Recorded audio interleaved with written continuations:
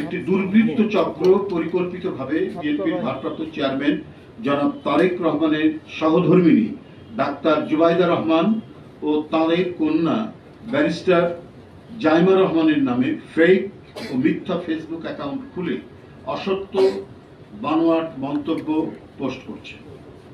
এছাড়াও AI artificial intelligence ব্যবহার করে অসাধু প্রতারক চক্র ডাক্তার জুবাইদা রহমান ও ব্যারিস্টার জাইমা রহমানের ছবি ও ভিডিও তৈরি করে নানা ধরনের ভিডিও তৈরি করে এবং তার কন্যা ব্যারিস্টার জাইমা রহমানকে নিয়ে বিভিন্ন যোগাযোগ মাধ্যমে এগুলো প্রচার করা হচ্ছে।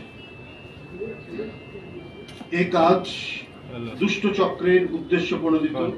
এসব অপপ্রচারের লক্ষ্য হচ্ছে জনমনে জিয়া পরিবারকে নিয়ে বিভ্রান্তি সৃষ্টি করা। যারা এ ধরনের জালিয়াতি কাজে যুক্ত রয়েছে তারা সুদূর প্রসারী কোনো চক্রান্তের নীল নকশা বাস্তবায়ন করছে বলে আমরা মনে করি।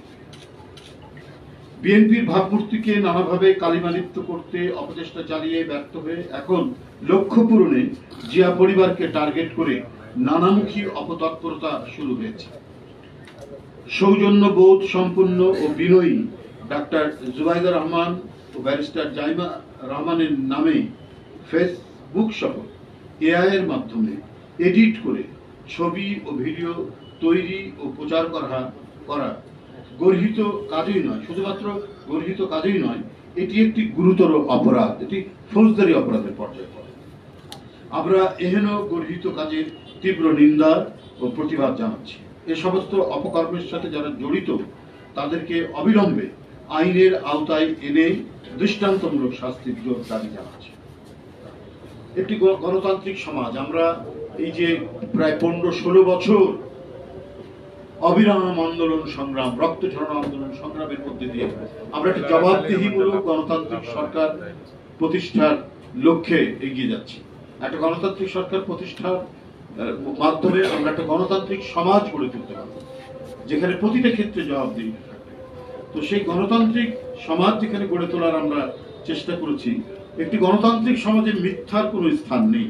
তাই প্রযুক্তির সুযোগ নিয়ে মিথ্যার সংস্কৃতি প্রসারিত করার চেষ্টা করা হলেও তা জনগণ কর্তৃক প্রত্যাখ্যাত হয়। এটাই নিয়ম, পৃথিবীতে তাই ঘটেছে। সুতরাং ডাক্তার জুবাইদা রহমান এবং ব্যারিস্টার জাইমা রহমানকে নিয়ে যে ধরনের মিথ্যা মন্তব্য, বক্তব্য ফেসবুকে পোস্ট করা হচ্ছে, বিভিন্ন যোগাযোগ মাধ্যমে পোস্ট করা হচ্ছে এবং এআই কে দিয়ে তাদের নানা ধরনের ছবি এবং ভিডিও তৈরি করা হচ্ছে, সেটা জনগণ ঠিকই সেটা বুঝতে পারছে, সবাই বুঝতে পারছে।